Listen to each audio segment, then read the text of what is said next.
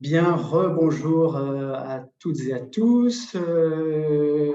J'espère que celles et ceux qui voulaient se connecter ont eu le temps et l'occasion de se connecter aujourd'hui. Peut-être que certains étaient avec nous la semaine dernière sur le webinaire avec comme thématique le décrochage scolaire, et nous sommes ici dans un troisième temps sur cette thématique avec plutôt un temps de rétex, comme nous nous étions engagés et promis de le faire. Je suis donc, et je me répète peut-être par rapport à la semaine dernière, mais c'est pour celles et ceux qui n'étaient pas là, je suis Thibaut Mainville, adjoint au chef de bureau de l'éducation prioritaire et des territoires pour le ministère de l'Éducation nationale à la DGESCO. Et je serai accompagné cet après-midi notamment de deux personnes. Saïda, je vais te laisser te présenter. Bonjour à toutes et à tous. Donc, Saïda Belaïd, chargée d'études au Bureau de l'éducation prioritaire et des territoires, en charge des sujets politiques de la ville, donc plus particulièrement les cités éducatives et le dispositif École ouverte. Merci Saïda, qui reprendra le fil du déroulement tout à l'heure et qui nous fera une présentation de l'après-midi. Et on est accompagné, puisque toute bonne coordination nationale de ce nom parle à deux voix. Et donc, pour la NCT, Camille, je te laisse te présenter.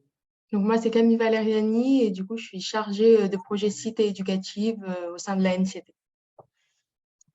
Et merci Camille pour ta présence aujourd'hui. On n'est pas tout à fait tous les trois, parce que d'abord vous êtes tous là, mais on est également accompagnés par, et comme chacun de nos webinaires d'ailleurs, par le réseau national des CRPV. Et je crois qu'aujourd'hui, un peu en tant qu'expert, accompagnant et éventuellement pour poser des questions si besoin était ou faire part d'apports et de témoignages complémentaires, nous avons Marie Gourgouillon, il me semble, qui est avec nous, et Anne Gauvin également, qui est avec nous à nos côtés pour cet après-midi. Bonjour à tous. Et merci pour votre présence collective. Comme vous le savez, le décrochage des jeunes est évidemment un sujet et une des priorités de ce gouvernement. On sait l'importance que revêt ce type de thématique dans nos cités éducatives. D'abord parce que les cités éducatives doivent évidemment aller sur tous les sujets un peu plus loin et un peu plus fort que sur d'autres territoires. Et donc, en la matière, le repérage, la prise en charge doivent être particulièrement mise en œuvre dans nos cités éducatives, et nous savons que cela est fait. Et puis, il y a aussi une autre dimension que nous regardons attentivement à la coordination nationale, c'est aussi la personnalisation des parcours. Puisque, comme vous le savez, on est sur un continuum éducatif qui va de 0 à 25 ans. Et pour nous, le sujet d'offrir une solution pour les jeunes est un sujet primordial qui nécessite forcément de la coordination entre les différents services, entre les différents acteurs des cités éducatives. Et c'est un peu en cela, aujourd'hui, cet après-midi, qu'on souhaitait aussi prendre le temps d'échanger avec vous. Et je laisserai tout à l'heure Saïda nous présenter l'après-midi et cette petite heure que nous allons passer ensemble. Vous en avez maintenant l'habitude, il y aura la possibilité de poser des questions, notamment on aura une bonne quinzaine de minutes en fin d'heure pour échanger et répondre à des questions que vous souhaitez poser. Donc, vous n'hésitez pas à mobiliser le chat pour poser vos questions. Les questions auxquelles on ne pourrait pas répondre, eh bien, on se chargera de trouver des réponses pour vous les communiquer par la suite, étant donné que ce temps de webinaire va devenir une ressource que nous mettrons à disposition de la plateforme, puisque, comme vous le savez, ce webinaire est filmé, capté, et nous le diffuserons, ce webinaire comme les précédents, sur la chaîne YouTube dédiée aux cités éducatives.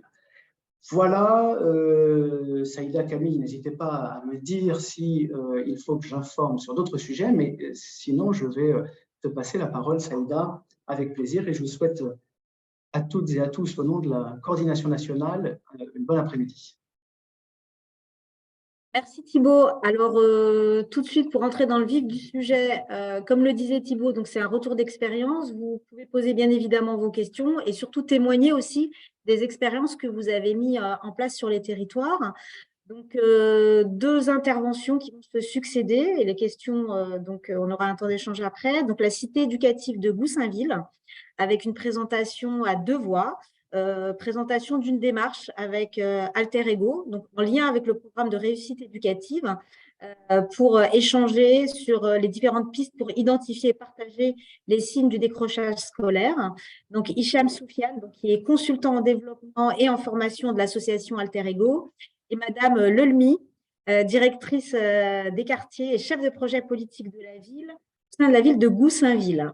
Donc, une intervention qui durera entre 15 et 20 minutes, qui sera suivie ensuite de la cité éducative de Dreux-Vernouillet, pour là encore témoigner d'une expérience, d'un travail mis en place dans le cadre également du programme de réussite éducative et une action donc autour du dénomme Passeport 6e, avec donc Dylan Emre, qui est coordinatrice de la cité éducative de Dreux-Vernouillet, et Madame Lagadec, donc coordinatrice PRE à la ville de Dreux.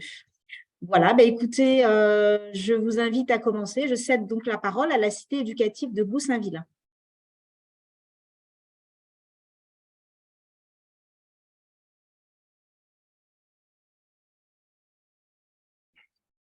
Bonjour, vous m'entendez?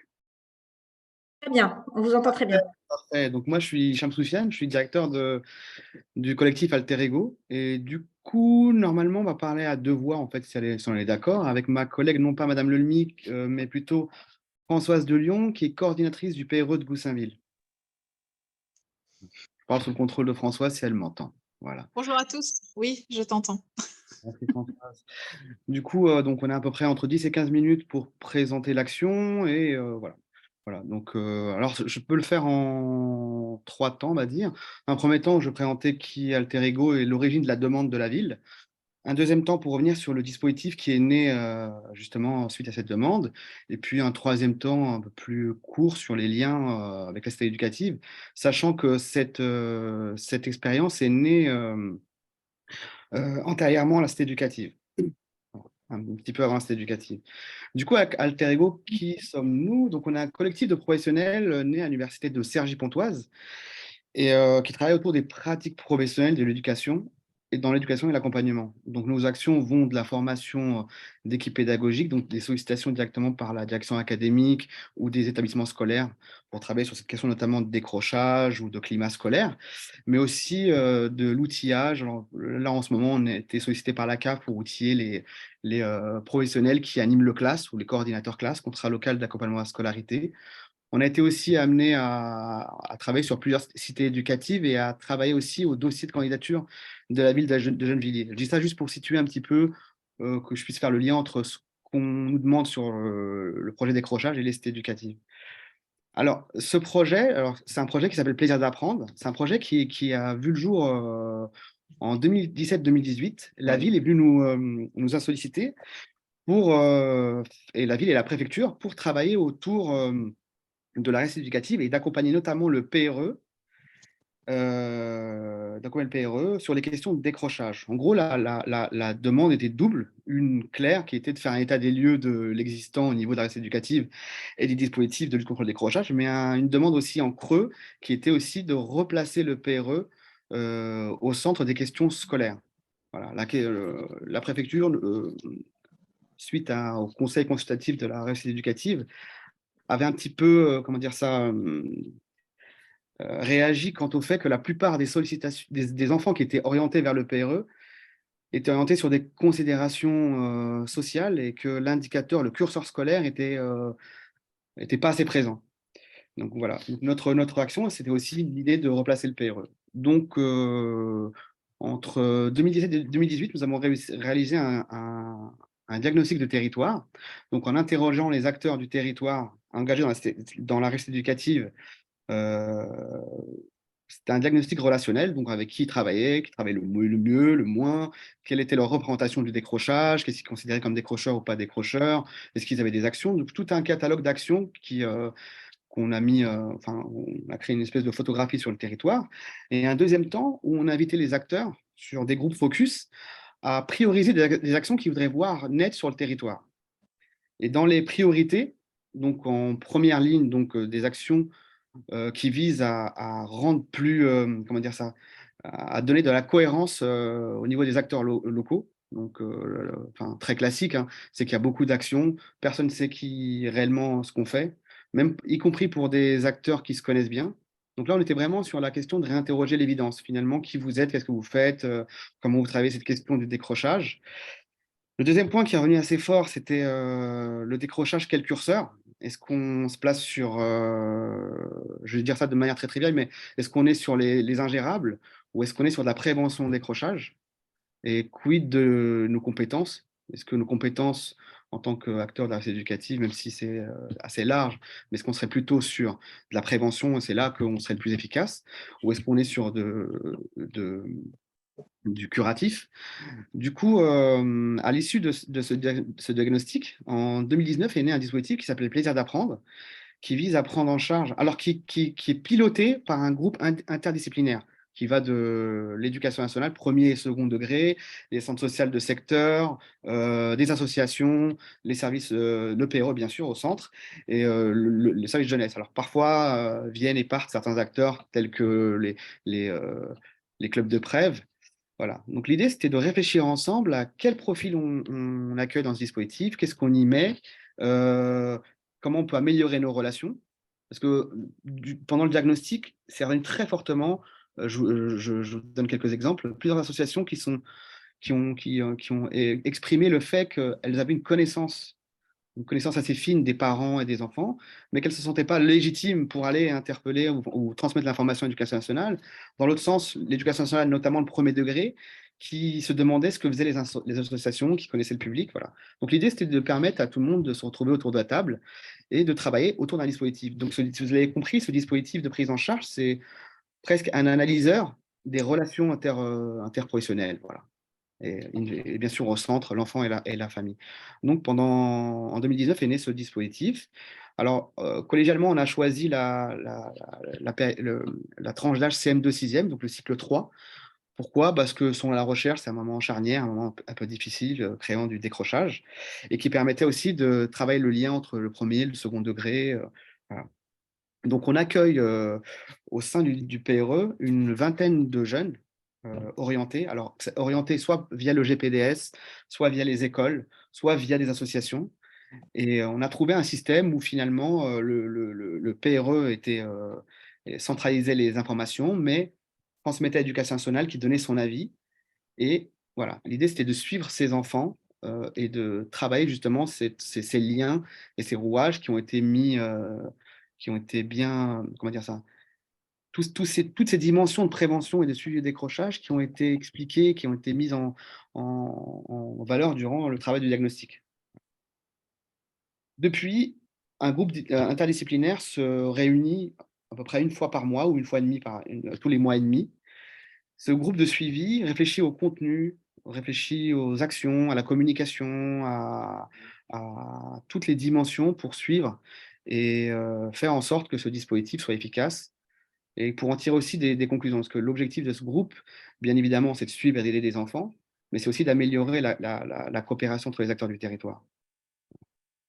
Voilà la demande. Donc, pour nous aider dans ce travail, on a demandé aussi le concours du laboratoire École Mutation et Apprentissage de l'Université de Cergy, qui nous a suivis sur une recherche-action pour essayer d'identifier justement les freins et les leviers de ce dispositif, voir un peu comment on pourrait l'améliorer. Voilà. Et je ne vais pas trop prendre de temps, mais euh, les conclusions qu'on peut, voilà, c'est pas très objectivé ce que je vais dire, mais ça étant engagé aussi à Goussainville sur des dispositifs d'accompagnement de la cité éducative, ce groupe pluridisciplinaire a été d'une grande aide, d'une grande facilité. C'est-à-dire que la réactivité, l'interconnaissance des acteurs, l'interconnaissance des compétences des uns et des autres, mais aussi des contraintes des uns et des autres. C'est vrai que parfois, c'est quelque chose qui est assez ressorti, c'était de ne pas comprendre pourquoi il y avait tel ou tel frein, et puis en comprenant les contraintes des uns et des autres, notamment en éducation nationale, on comprenait pourquoi ça ne fonctionnait pas de la manière dont on voulait, et ainsi de suite. Voilà. Donc voilà, c'est vraiment, il faut considérer ce dispositif comme un dispositif expérimental, comme une recherche-action, qui porte ses fruits, qui donne une visibilité sur le territoire. Voilà. Françoise, tu veux rajouter quelque chose ou... Oui, moi, je veux bien rajouter, effectivement, comme tu le dis, Hicham, c'est vraiment un dispositif très particulier qui vise à outiller également l'accompagnement personnalisé du PRE sur les enfants en situation de fragilité, notamment éducative et scolaire à l'école. Et ça nous permet également d'avoir cette ouverture au travers des EPS, effectivement, sur tout ce qui concerne le partenariat et le réseau sur les acteurs du territoire. Et ça facilite énormément la compréhension des fonctionnements de chaque institution. Donc ça, c'est quelque chose de très important. Et conserver ce réseau actif au niveau des partenariats est vraiment essentiel en parallèle de ce dispositif. Ce qu'on a pu constater sur la ville, c'est que la crise sanitaire du Covid ne nous a pas malheureusement permis de pouvoir continuer sur l'efficacité des accompagnements au travers du dispositif Plaisir d'apprendre. Et on a dû re-questionner le fonctionnement par rapport notamment à la motivation et comment capter en fait l'attention des familles et des jeunes qui étaient accompagnés dans le cadre de cet accompagnement.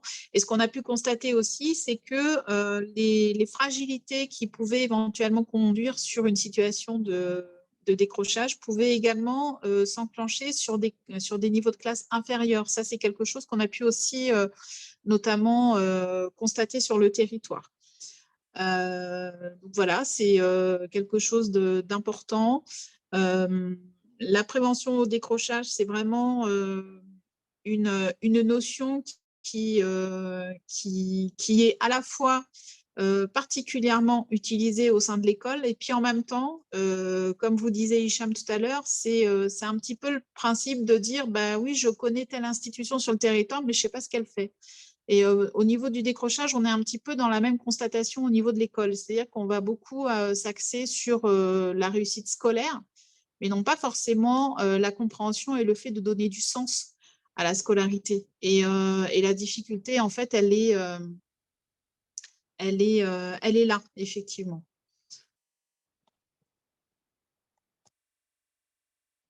Merci, Madame de Lyon. Est-ce que vous pourriez vous représenter, s'il vous plaît, puisque j'avais Oui, le nom sûr, d'une autre plaisir. personne? Pardon.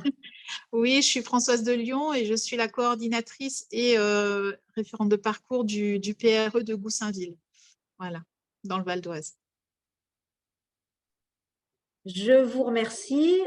Souhaitez-vous, Hicham, peut-être compléter avant de passer la parole à la cité éducative de Dreux-Vernouillet? On reviendra sur les questions qui sont posées dans le chat après les deux interventions, si vous le voulez bien. Oui, bien sûr. Alors, pour repréciser les deux points importants, le premier point important de notre accompagnement était de replacer au centre le PRE, que le PRE soit sollicité pour des questions également scolaires, même si on sait très bien que le social joue un rôle important et qu'on va aller sur ce sujet-là, mais sur les critères de sollicitation et d'orientation des enfants, il y a aussi cette question scolaire. Et la deuxième chose, c'est à travers ce dispositif de s'en servir comme un analyseur des dimensions relationnelles qui peuvent régir les participants. En gros, comment on peut améliorer la prise en charge des décrocheurs par une meilleure connaissance des acteurs. Voilà, très simplement. Merci. Merci. Bien, écoutez, je vous propose donc d'entendre la deuxième action, deuxième expérience qui va nous être proposée par la cité éducative de Dreux-Vernouillet. Donc, vous avez un PowerPoint. Dylan, c'est vous qui commencez par prendre la parole? Oui. Donc, chef de projet opérationnel de la cité éducative, coordinatrice plutôt. Le choix de la cité éducative de Dreux-Vernouillet, c'est plutôt coordinatrice de la cité éducative. Je vous laisse la parole. Du coup, je vais partager l'écran. Est-ce que vous m'entendez? Très bien.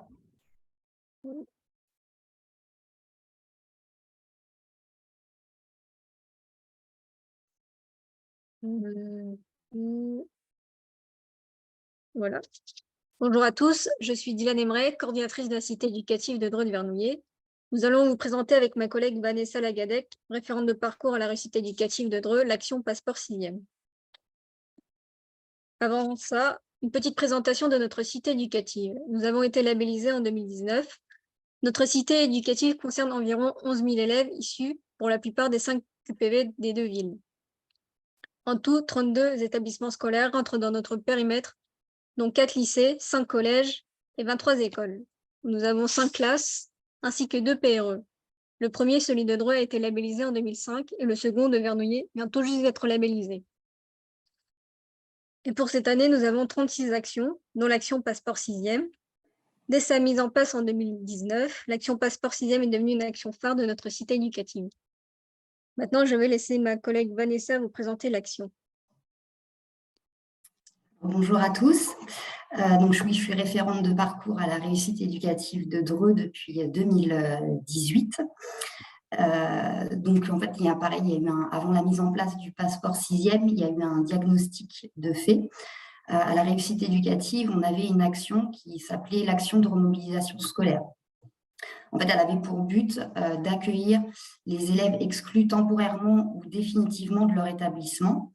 Et lors de l'accompagnement qu'on leur proposait, c'était une partie scolaire en individuel pour pas qu'ils puissent décrocher le temps de l'absence au collège, et une partie un peu plus éducative où les référentes de parcours reprenaient le motif d'exclusion et travaillaient le motif d'exclusion avec le jeune. J'ai donc en juin 2020 fait un petit diagnostic sur les 5 dernières années on a accueilli les enfants de cette action. Sur cette action, il y a eu 84 jeunes d'accueillis sur une durée moyenne de 6 jours. 6 jours, c'est peu pour créer une relation, surtout une relation de confiance, et après de rétablir une scolarité sereine et d'éviter un décrochage. À chaque fois que les jeunes retournaient dans leur établissement scolaire, on proposait un suivi éducatif. Et en fait, plus le jeune augmentait en âge, plus il refusait en fait le suivi par la suite. Donc j'avais fait quelques chiffres. À partir de la 5, il y avait un jeune sur 3 de 5e qui refusait l'accompagnement éducatif, un peu plus d'un jeune sur 2 à partir de la 4e et seulement 1 sur 5 des élèves de 6e. Du coup, ça m'a paru être une année un peu phare de travailler sur cette année de 6e. Et en plus, donc sortie de confinement, les établissements scolaires nous ont fait remonter donc, beaucoup d'absentéisme, ou en tout cas, quand les jeunes revenaient dans leur établissement, une grosse difficulté à se remettre au travail. D'où voilà, l'idée de travailler sur toute l'année de 6e. L'action, avant de monter aussi cette action, j'ai essayé de repérer des signes communs avec ces jeunes qui étaient exclus de leur établissement. Donc souvent, en fait, il y avait des difficultés scolaires pour la plupart, des grosses mêmes difficultés, une estime de soi qui était plutôt pauvre, une famille qui était déjà, pour la plupart, des missionnaires qui ne savaient plus quoi faire avec leurs enfants, et peu ou pas d'activités sportives ou culturelles en dehors de l'école. Donc l'idée, ça a été de prendre en fait le jeune dans sa globalité et de proposer sur toute la 6e des activités en collectif sur le temps des vacances, donc la première semaine des vacances, et un suivi plutôt individuel entre chaque période, donc que ce soit individuel au niveau du jeune, mais individuel aussi au niveau de la famille. Il y a eu aussi l'idée de mettre en place, donc pour prendre le jeune dans sa globalité, c'est aussi travailler avec tous les partenaires. Tout à l'heure, les personnes de Goussainville expliquaient l'importance du partenariat. Donc, c'était de mettre toutes les personnes en fait, qui sont autour du jeune dans la boucle de ce projet, de ce passeport 6e, et principalement donc, la famille, l'éducation nationale et tous les dispositifs de droit commun qu'il y a sur notre territoire. Donc, l'action, elle a plusieurs temps. Il y a un temps de repérage qui va se faire plutôt avec les enseignants de CM2. Donc, on va leur présenter un peu l'action du passeport 6e, on leur donne un peu les critères pour que le jeune puisse participer. Une fois qu'ils ont fait leur repérage, ils vont transmettre leur liste lors des bilans qui sont faits en fin d'année, des transmissions entre les enseignants de CM2 et les établissements, les collèges. Et nous, on refait un point, donc la réussite éducative, on refait une réunion avec les établissements, donc les collèges, fin janvier, début octobre, fin septembre, début octobre, où on va évoquer les jeunes qui ont été un peu choisis pour participer, et on va appuyer la participation ou au contraire mettre plutôt de côté, parce que l'idée, c'est aussi de créer un groupe qui va fonctionner. Donc, pas trop de jeunes avec la même problématique. Il faut que les problématiques elles soient quand même plutôt différentes. D'essayer de respecter aussi une parité filles-garçons, en équilibre. Donc ça, c'est le premier temps. Une fois qu'on a sélectionné, entre guillemets, ces jeunes-là, moi, je les reçois. Donc à l'époque, on était 2 référentes de parcours. Là, cette année, j'ai été seule. J'ai reçu chaque jeune en individuel pour leur présenter le projet. Donc, leur expliquer que ça va être une semaine à chaque vacances scolaires, qu'on va faire des activités, mais que l'idée des activités, c'est pas que du ludique. Il va y avoir des choses à travailler en termes éducatifs, un travail à faire sur soi. Donc, aussi bien au niveau de la confiance, par exemple, que le respect des règles, respect du cadre, respect de l'autre, respect de soi.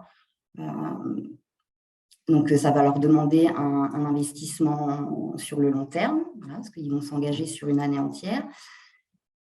Je leur explique aussi pourquoi ils ont été choisis.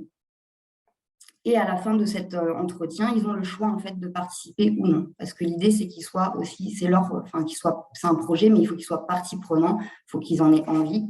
S'ils ne voient pas d'intérêt à participer à ce projet, on n'arrivera pas à les faire bouger. Il faut vraiment qu'ils en aient envie.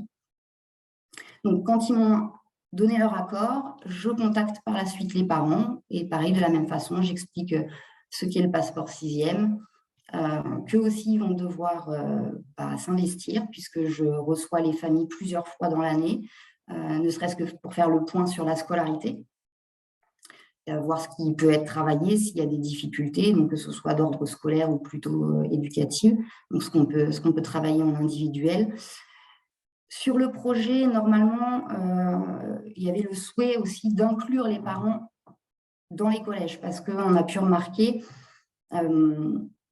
les parents, quand c'est en élémentaire, ils vont réussir à avoir un lien quand même avec l'école aussi, même si ça reste fragile parfois.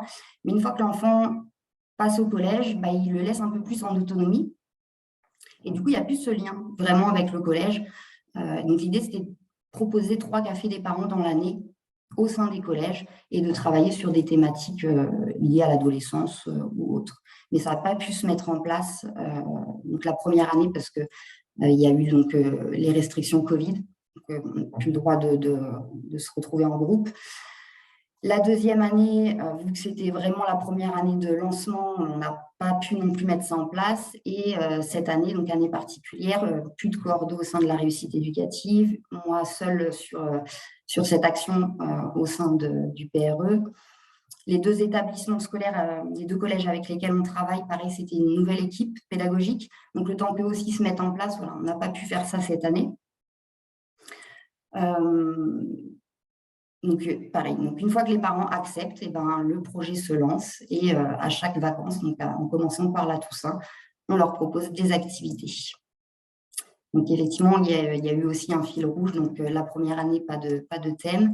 Deuxième année, il y a eu un fil rouge conducteur sur toutes les vacances. C'était donc le sport. On a travaillé avec... c'était... je ne sais plus. Lundi basket. Non, c'était cette année le basket. Handball. Le handball, voilà. On a travaillé avec le club de hand de toute l'année, qui est un club à haut niveau sur Dreux-Vernouillet. Et l'éloquence, donc pareil pour comment, c'est pas parce qu'on est issu de quartier, c'est pas parce qu'on a des difficultés scolaires, on peut ne pas s'exprimer correctement et ne pas avoir des ambitions autres, enfin plus des ambitions importantes. Donc ça a été vraiment le fil rouge toute l'année, jusqu'à la dernière séance, donc au mois d'avril, où un jeune a enregistré un interview d'un joueur de hand, et cette interview est passée à la radio locale. Voilà, pendant plusieurs fois. Et donc, cette année 2022-2023, le fil rouge, c'était plutôt une ouverture culturelle, sportive, donc ouvrir le champ des possibles et en fait, montrer un peu tout ce qui peut exister comme activité sur Dreux pour permettre à ces jeunes-là de s'inscrire dans le territoire et pas seulement dans le quartier. Voilà. Les grands objectifs, bon, j'en ai un petit peu parlé. L'objectif principal du passeport CIEM, c'est de prévenir le décrochage scolaire en travaillant donc, sur toute cette année de 6e. Mais après, il faut savoir que chaque jeune, oui, ça, je ne l'ai pas dit, mais chaque jeune, quand il est reçu en individuel la deuxième fois, pas la première fois, mais la deuxième fois, on se fixe des objectifs. Voilà. Donc, ça va être, par exemple... J'ai un jeune cette année, l'idée c'était qu'il apprenne un peu à faire confiance aux adultes parce que quand il était en élémentaire, il a été victime de harcèlement scolaire. Et donc, sa réaction à partir de la rentrée de 6e, ça a été on vient me chercher, je cogne et voilà, je vais pas aller prévenir les adultes puisque je l'ai fait auparavant et il n'y a rien à bouger. Donc, l'idée, ça a été de travailler avec ce jeune-là en individuel sur cet objectif. Développer l'estime de soi, donc c'est un peu commun à tous, puisque en étant en difficulté scolaire, l'estime, elle n'est pas forcément très élevée. Il y a aussi ce souhait d'accompagner donc, la transition et l'adaptation, parce que on passe on était les grands, enfin j'étais le plus grand en élémentaire, et puis là je passe en 6e, je deviens le petit, donc ça peut être difficile pour certains.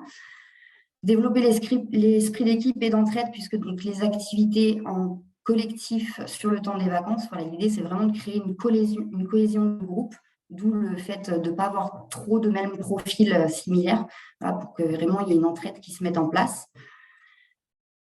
Et y compris chez l'adulte d'ailleurs, parce que chose que je n'ai pas dit, donc à la base, on est 2 référentes de parcours au sein de la réussite éducative et il y a une demande auprès de chaque établissement scolaire de mettre entre guillemets à disposition, donc cette personne est rémunérée, c'est de la vacation, mais l'agenda de prévention et de sécurité au sein du collège qui participe sur cette semaine de vacances en fait pour faire le lien, ce qui se passe en dehors pendant les vacances et ce qui se passe au collège.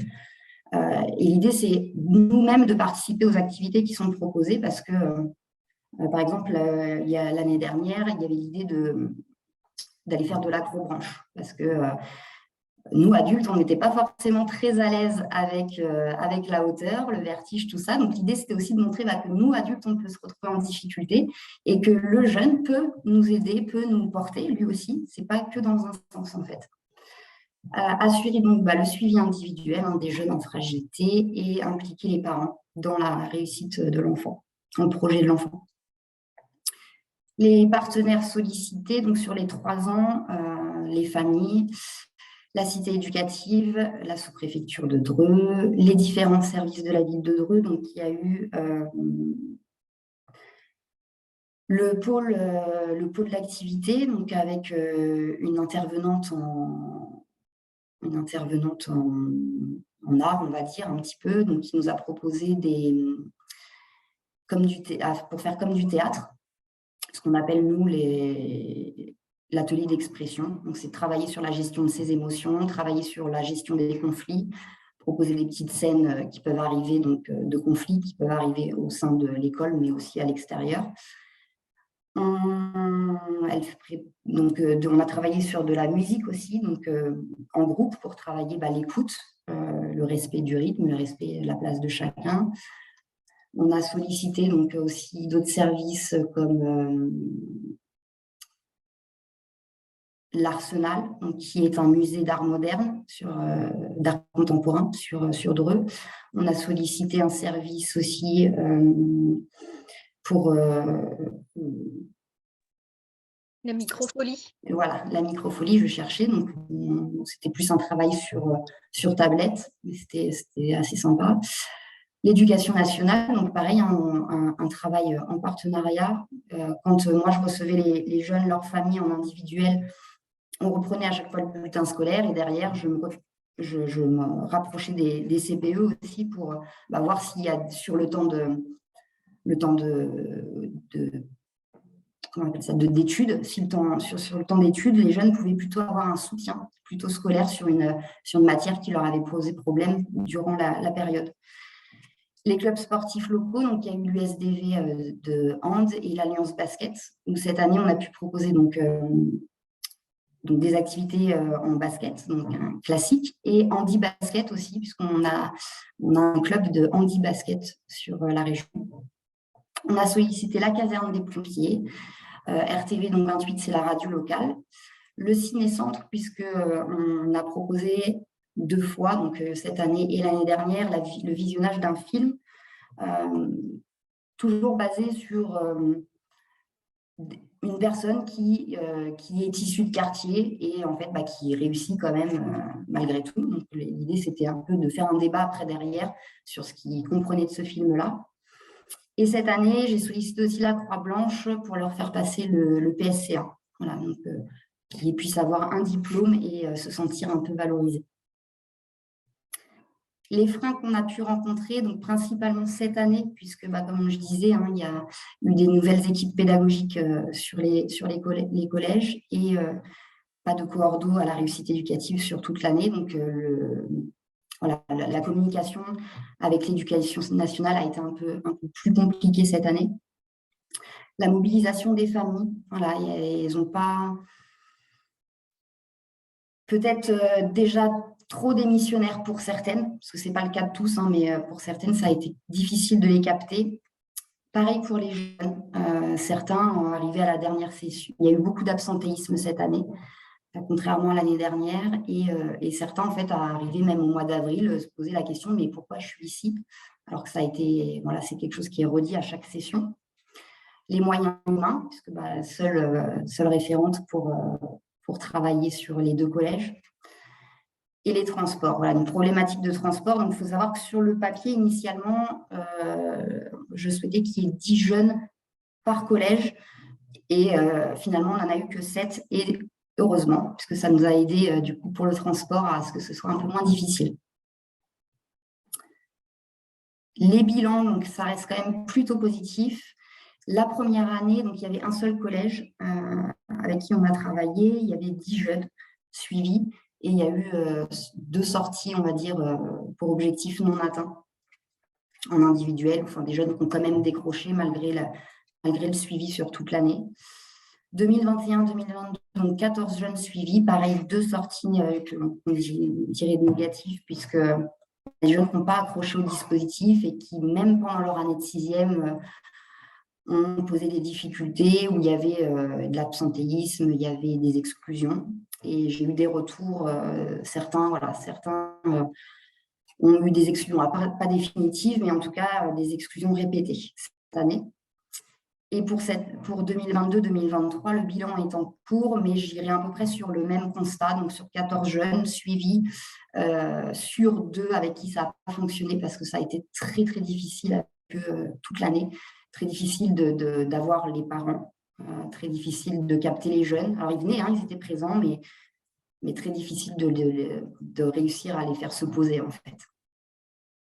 Les perspectives, donc, pour l'année à venir, c'est de retravailler donc, le lien et le partenariat avec le collège, puisque normalement, ça ne va pas bouger cette année. Ce sera les mêmes directions sur les 2 collèges. Donc, l'idée, c'est de pouvoir travailler un peu plus en amont sur des réunions et qui fait quoi, comment, à quel moment on se rencontre dans l'année pour faire des points. Repenser l'action, puisque j'ai pu me rendre compte aussi que cette année, il y avait beaucoup de jeunes qui étaient finalement déjà dans un processus de décrochage et on n'était plus dans la prévention. C'était déjà bien installé. Donc, ce qui me paraissait pertinent il y a 3 ans, c'est-à-dire travailler sur des élèves de 6e, ça l'est un peu moins aujourd'hui. Il faut aller avant, en fait. Donc, travailler dès le CM2 me paraît mieux, plus adapté. Et donc, si on repart dès la rentrée de septembre, l'idée, ce serait de travailler avec un fil rouge qui est l'esprit critique. Voilà. Donc, merci de votre attention. Et après, il y a des petites photos, 2 petites photos de ce qui a pu se faire cette année et l'année dernière. Merci, Madame Lagadec. Dylan, vous souhaitiez apporter? Non, c'est bon? C'est bon. C'est bon? Écoutez, merci à vous. On va passer au temps d'échange. De différentes questions que vous avez posées dans le chat. Alors, je réponds tout de suite à la question concernant le PowerPoint qui a été présenté. Donc, a priori, oui, je parle sous le couvert de Dylan, mais normalement, voilà, l'ensemble ce PowerPoint-là et les ressources qui ont été présentées au webinaire précédent seront donc mis à disposition donc, sur le site ressources, comme à chaque fois. Donc, nous avons quelques questions. Donc, vous avez réagi à la première intervention de la ville d'Ainville. Donc, Aurélie Fontaine souhaitait savoir comment vous avez des exemples de situations évoquées lors de vos EPS et les préconisations données aux parents ou les actions mises en place donc pour la cité éducative de Goussainville. Pouvez-vous nous donner des situations évoquées des exemples de situations. En fait, le groupe pluridisciplinaire qui s'est constitué, donc il affine de plus en plus le profil pour éviter justement de tomber sur des ingérables et de tomber sur quelque chose qu'on peut qu'on peut gérer, quoi. Donc on est vraiment sur de la prévention. Donc les situations évoquées lors des EPS, c'est les profils qui ont été orientés justement par ce groupe. Alors ça peut être des profils qui viennent du collège, donc du GPDS, ça peut être aussi des directeurs d'école ou l'assistante sociale qui nous fait part de ce projet, de ce dossier. Et ensuite, en équipe, dans le groupe, on étudie un peu la situation et on voit finalement est-ce que ça relève de ce groupe, est-ce que ça relève du PRE. Et dans le cas où ça relève du PRE, on essaie de voir déjà s'il peut rentrer dans le dispositif plaisir d'apprendre et de manière périphérique, qu'est-ce qu'on pourrait mettre en place pour l'enfant et la famille. On essaie dans un premier temps de réfléchir aussi à la question de parcours, à quel moment il y entre, donc, mais aussi à quel moment on estime qu'il devrait y ressortir. Donc, il y a tout un travail d'évaluation qui a été mis en place, travaillé en amont. Voilà, je ne sais pas si j'ai répondu à la question, mais grosso modo, je n'ai pas de réponse type à donner, mais l'idée qu'il faut avoir en tête, c'est que c'est vraiment un travail collectif. Et quand j'y travaille collectif, travailler en équipe, c'est pas donné en fait. C'est des compétences, c'est quelque chose qui se travaille. Et comme ça, je réponds à la deuxième question derrière sur la notion de confidentialité. C'est que tout ça, ça a été des freins en fait. La notion de confidentialité, par exemple, lorsqu'on a commencé à vouloir mêler un groupe où il y avait des parents notamment, des professionnels, forcément, cette question de l'anonymat, de la confidentialité et de ce que c'était qu'une information utile est apparue tout de suite, même si on est bordé par une charte au sein du PRO, au sein des EPS de confidentialité. Il a fallu retravailler tout ça à travers une réflexion ensemble, finalement, qu'est-ce qu'on a envie de divulguer dans ce groupe, comment on protège l'information, à qui on l'ouvre. Et justement, est-ce qu'on l'ouvre à tous les parents ou est-ce qu'on l'ouvre finalement à des parents initiés, type parents d'élèves reconnus, associations de parents. Et du coup, on a fait plutôt le pari de l'ouvrir à des associations. On a la chance sur Goussainville d'avoir des parents qui ont créé des associations, qui travaillent déjà avec les écoles, ils connaissent un petit peu le fonctionnement. Donc, on s'est plutôt ouvert aux parents et aux référents parents dans les maisons, dans les centres sociaux. Voilà, pour répondre aussi à la question sur les parents et laisser un peu de place à mes collègues avec mes collègues qui peuvent présenter quelque chose aussi. Oui, alors il y a une question, mais je ne sais pas trop à qui elle s'adresse, si c'est sur la première intervention ou la seconde. Pourriez-vous préciser les types interventions pédagogiques utilisés pour atteindre cet objectif? Donc là, j'ai un doute.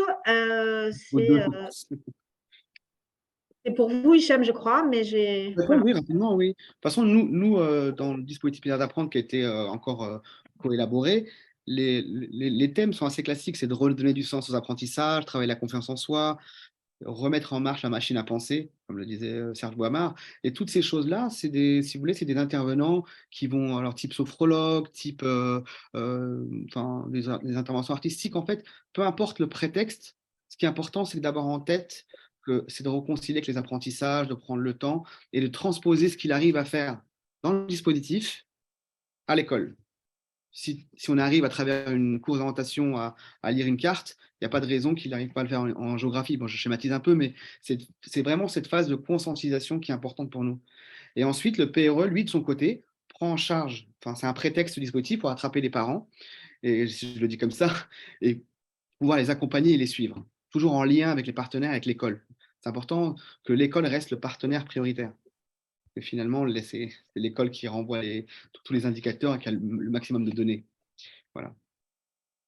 Merci. Alors, je vais commencer pour la deuxième intervention, peut-être par la dernière question qui a été posée, parce que ça remonte un petit peu les questions précédentes.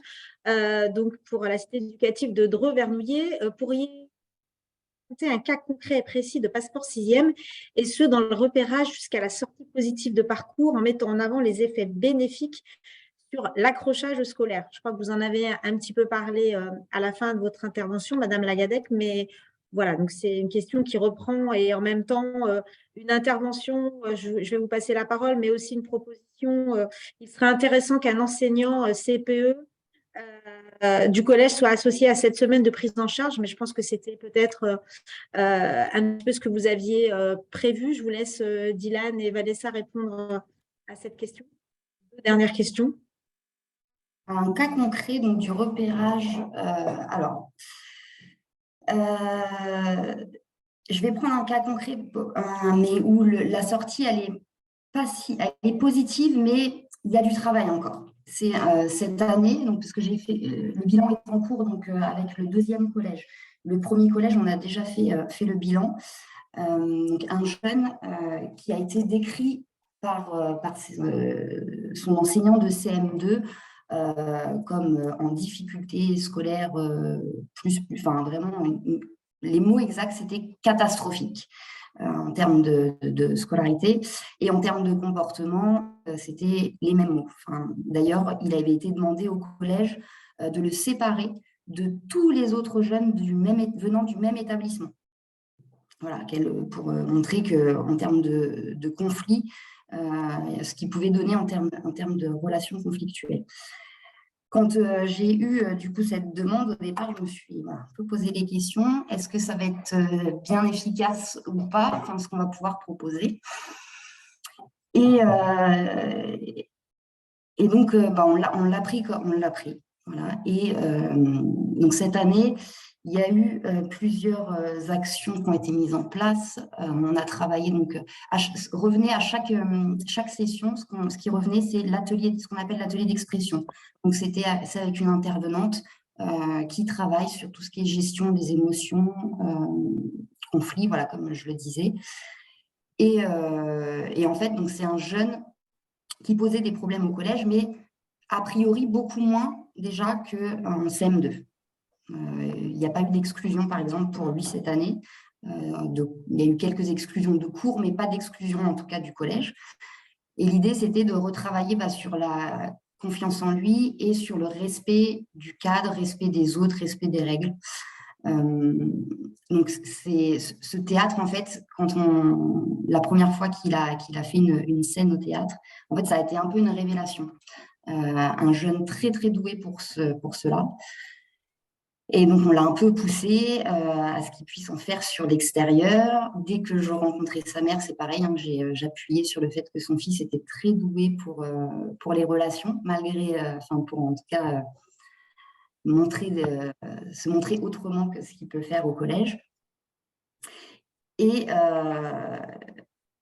sur les autres actions précises, lui, pour le coup, c'est vraiment le théâtre qui l'a aidé en termes de sport. Donc, tous les sports qu'on a pu faire cette année, donc le basket et le hand, il s'est montré respectueux du cadre. un peu difficile d'accepter la défaite parfois. Mais en tout cas, il y a encore du travail parce que c'est un jeune qui peut facilement être sous mauvaise influence. Donc, selon avec qui il va se mettre au collège, il va pouvoir montrer des comportements pas trop adaptés. Mais dans l'ensemble, les enseignants et notamment le professeur principal a remarqué une belle évolution sur cette année de 6e. Mais il y aura certainement un suivi encore à la réussite éducative l'année prochaine, en individuel, du coup. Et moi, j'ai une question. Est-ce que vous avez pu travailler sur la parentalité avec ce jeune? Comment ça, sur la parentalité? Est-ce que vous avez pu inclure les parents de manière active sur cet accompagnement? Et est-ce que à la maison, il y a eu des changements qui ont été constatés sur le regard des parents par rapport au comportement de leur enfant? Alors, on essaye. Là, pour le coup, c'est une famille que j'ai réussi à voir 2 fois dans l'année, mais pas plus. Pour l'instant, j'ai fait le bilan avec le collège, mais je n'ai pas encore reçu le jeune et sa famille pour faire le bilan. Il faut savoir que ce jeune-là, cette année, a eu des problèmes avec la justice de par son comportement. D'accord. Donc, il y a vraiment un travail à faire encore, mais quand même une belle évolution au sein du collège et de sa relation aux apprentissages aussi, parce que même scolairement, du coup, lors du 2e point avec la CPE, enfin au 2e trimestre, la mère, moi, m'avait demandé si je connaissais du monde pour qu'il puisse avoir un soutien en anglais. Et en fait, j'ai fait le retour au collège et le collège a mis en place des heures d'anglais personnalisées, enfin des temps personnalisés vraiment en individuel. Donc, il s'est amélioré sur pas mal de choses en termes de scolarité et de comportement. Mais il y a encore du travail. D'accord. Ok, merci. Et alors, excusez-moi, je vais juste relayer les questions qui ont été posées parce que je vois que le temps file. Donc, vous avez répondu, Madame Lagalec, à la question des intervenants, parce qu'on demandait un petit peu quels étaient les types d'intervenants. La question sur l'absentéisme, les effets en 5e, 4e, 3e sur la réduction de l'absentéisme et la motivation, vous en avez un petit peu parlé, mais l'absentéisme peut-être de manière un peu plus précise. Alors, ce n'est pas forcément des jeunes qui ont été absents, pour ceux-là en tout cas, qui ont été absents au départ. Ça va plus être de la présence passive. Voilà, on vient en cours, mais sans forcément son matériel, sans forcément travailler. Il n'y a pas beaucoup de recul, puisque la première année, c'était 2020-2021. De ce que j'ai eu, donc là, les premiers sont en 4e maintenant, toujours dans le même collège. Donc déjà, c'est que voilà, il n'y a pas eu d'exclusion. En termes d'absentéisme, je n'ai pas de retour. Pour la première session, ça a plutôt bien fonctionné, on va dire. Ceux de l'année dernière, j'ai eu quelques retours pour certains, donc, pour qui les objectifs étaient, enfin pour un notamment, où l'objectif était partiellement atteint, ça a été très compliqué sur l'année de 5e. Nous, à la réussite éducative, on avait passé le relais à d'autres collègues de la ville. Et enfin, voilà, le travail est fait avec ce jeune pour essayer de trouver un internat, en fait, en dehors, qui quitte Dreux, parce qu'en fait, il avait déjà un pied dans le quartier, dans des trafics un petit peu. Et du coup, c'est compliqué. Pourtant, la famille, là, est investie, mais ne sait plus comment faire. Donc, pas encore trop de recul sur tout ce qui est absentéisme, finalement. Je pense que ce que vous venez de, enfin votre réponse répond aussi de manière un peu indirecte à la remarque de Nathalie Cantel, qui dit que je suis un peu surprise que nous ne parlions pas de situations complexes, puisque c'est le propre de beaucoup de situations PRE, complexité familiale, difficultés scolaires. Et notamment sur le fait qu'il y a un certain nombre de troubles parfois des apprentissages, des impacts éventuellement traumatiques. En amont, est-ce que vous souhaitez intervenir plus en détail, Nathalie Cantel, sur…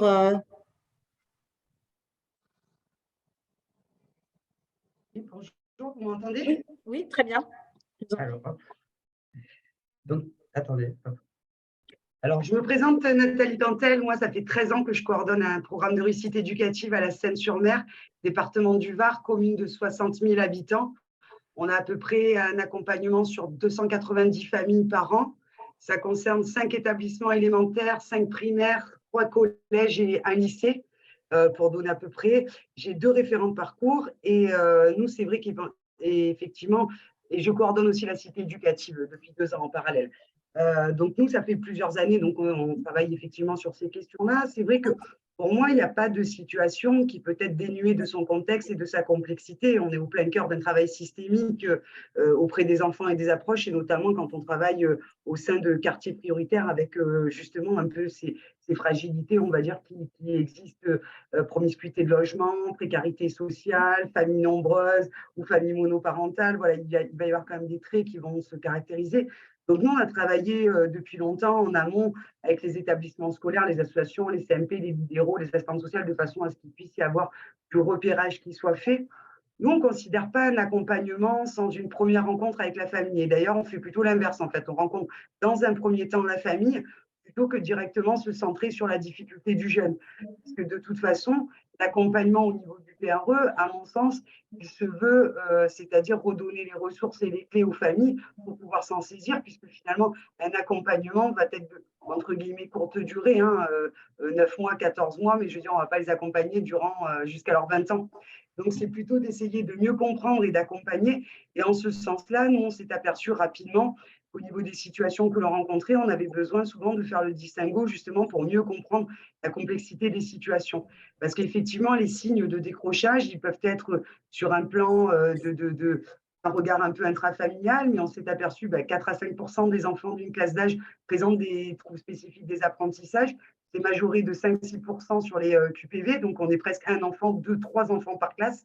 Donc en fait, c'est quand même un chiffre qui est impressionnant. Donc nous, on s'est outillés de neuropsychologues qui travaillent dans nos services 3 demi-journées, qui permettent de faire des bilans avec les familles, donner les clés, etc., mieux comprendre, accompagner ensuite sur les équipes éducatives. On travaille aussi sur des prises en charge, par exemple sur la psychomotricité qui est non remboursée par la sécurité sociale, à la différence des orthophonistes. Donc sur des financements, quitte à, sur un trouble un peu sévère, monter un dossier MDPH qui représente à peu près quand même une quarantaine de dossiers par an pour des demandes suite à des diagnostics. Maintenant, la complexité, c'est pour ça que, après, je suis un peu longue, je parle vite, mais vous me dites, vous me coupez. Je vous laisse conclure. Voilà. Sur la complexité des situations, c'est vrai que c'est, en tout cas, c'est comprendre que, et parfois, il y a du trouble spécifique, et parfois, il y a une composante familiale. On ne devient pas décrocheur quand on a tous les bons facteurs, en fait. Et donc, les facteurs de décrochage, ils sont à essayer d'apprécier au niveau de la famille, au niveau d'éventuels troubles spécifiques, au niveau, quand j'entendais tout à l'heure sur la question du harcèlement, l'impact traumatique. Beaucoup de situations que l'on a ont eu des violences conjugales ou intrafamiliales ayant eu lieu auparavant, et à un moment donné, l'enfant, dans un impact traumatique, sur certaines choses, ne parvient pas à avancer au-delà. Donc, nous, on a plutôt fait ce choix-là.